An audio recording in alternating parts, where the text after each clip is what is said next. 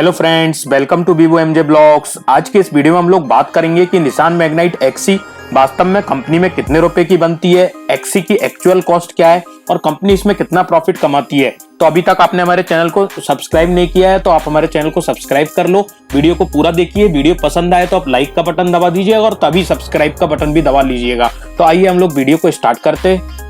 जैसा कि आप सभी जानते हैं, निसान इंडिया ने निसान मैग्नाइट को 4.99 के इंट्रोडक्टरी प्राइस में लॉन्च किया था और गाड़ी बहुत ही ज्यादा पॉपुलर कार है और गाड़ी की 50,000 से ज्यादा बुकिंग हो चुकी है।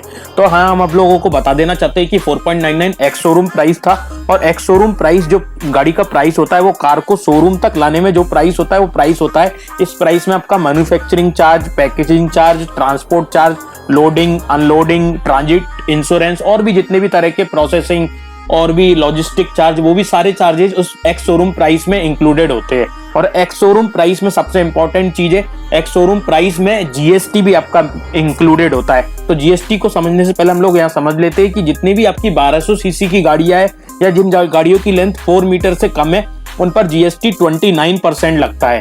निसान की मैग्नाइट भी सब 4 मीटर कॉम्पैक्ट एसयूवी है जिसकी लेंथ 4 मीटर से कम है और उसमें इंजन भी 1 लीटर का इंजन मिलता है जो 1200 सीसी से कम है। तो निसान की मैग्नाइट पे जो एक्स शोरूम प्राइस में टैक्स इंक्लूडेड होता है वो जीएसटी होता है 29%। जब भी आपकी गाड़ी की बिलिंग होगी तो आप देखना कि उसके एक्स शोरूम प्राइस जो आपका फाइनल प्राइस बिलिंग में आएगा उसमें जीएसटी लगा होगा। उस जीएसटी इनवॉइस को आप देखोगे तो उसमें 29% जीएसटी चार्ज इंक्लूड होता है। तो हम लोग यहाँ पे गाड़ी की एक्चुअल प्राइस निकालने की कोशिश करते हैं कि टैक्स हटा दिया जाए तो गाड़ी कितने की पड़ती है, कंपनी कितना प्रॉफिट लेती है। तो आइए हम लोग एक एग्जांपल लेते हैं निसान मैग्नाइट एक्सी का जिसकी 4.99 प्राइस है। हम लोग उसका प्राइस अज्यूम करके लगते हैं 5 लाख। अभी तो कंपनी ने उसका प्राइस बढ़ा दिया है तो मार्जिन पहले से ज्यादा बढ़ गया है, कंपनी उस पर ज्यादा प्रॉफिट ले रही है। तो हम लोग उसके पुराने प्राइस पर ही चलते हैं और हमने जो कैलकुलेशन की है वो आपको दिखाते हैं। तो सबसे पहले हम लोग एक्स शोरूम प्राइस में से जीएसटी को माइनस कर देते हैं। जीएसटी को माइनस जो 29% जीएसटी है तो हमने प्राइस बिफोर टैक्स निकाला।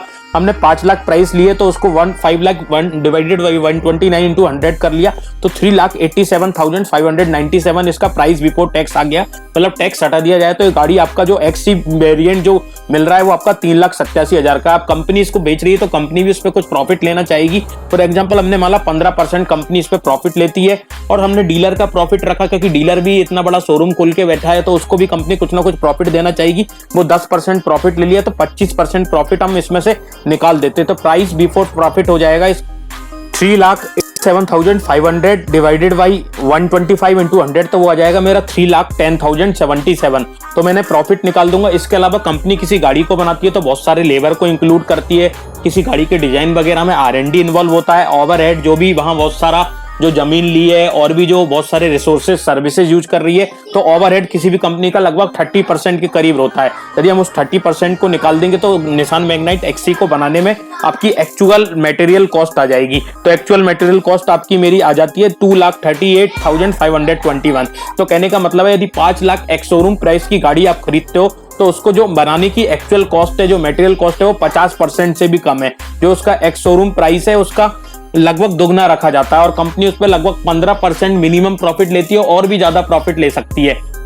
तो बहुत सारे लोग बोल रहे थे कि निसान मैग्नाइट एक्सी पे कंपनी को प्रॉफिट नहीं है। ऐसा नहीं है। निसान मैग्नाइट एक्सी जो उन्होंने कंपनी ने 4.99 में बेची थी उसमें भी कंपनी ने कुछ प्रॉफिट रखा था और अभी जब निसान मैग्नाइट के एक्स शोरूम प्राइस को बढ़ा दिया गया है तो उसके बाद निसान इंडिया का प्रॉफिट उसमें ज्यादा हो गया है। इन द मीन टाइम अभी सेमीकंडक्टर्स की डिमांड भी पहले से ज्यादा बढ़ गई है और पार्ट्स भी कुछ महंगे हो गए तो उसको न्यूट्रलाइज करने के लिए कंपनी ने प्राइस बढ़ाया। स्टिल कंपनी का उसमें प्रॉफिट है और कंपनी उसकी कार की डिलीवरी भी कर रही है, लेकिन कंपनी के पास उतने रिसोर्सेज नहीं है जिसकी वजह से कंपनी कार को जल्दी नहीं बना पा रही है और जल्दी डिलीवरी भी नहीं हो पा रही है और वेटिंग पीरियड लगभग 9 महीने तक पहुंच गया है। तो यदि आपको हमारी इन्फॉर्मेशन रिलेवेंट लगी है तो काइंडली वीडियो को लाइक कर लो, चैनल को सब्सक्राइब कर लो क्योंकि इसी तरह की अपडेट्स हम आपके लिए लगातार लाते रहेंगे। जय हिंद, जय भारत। फिर मिलेंगे एक और नई वीडियो में।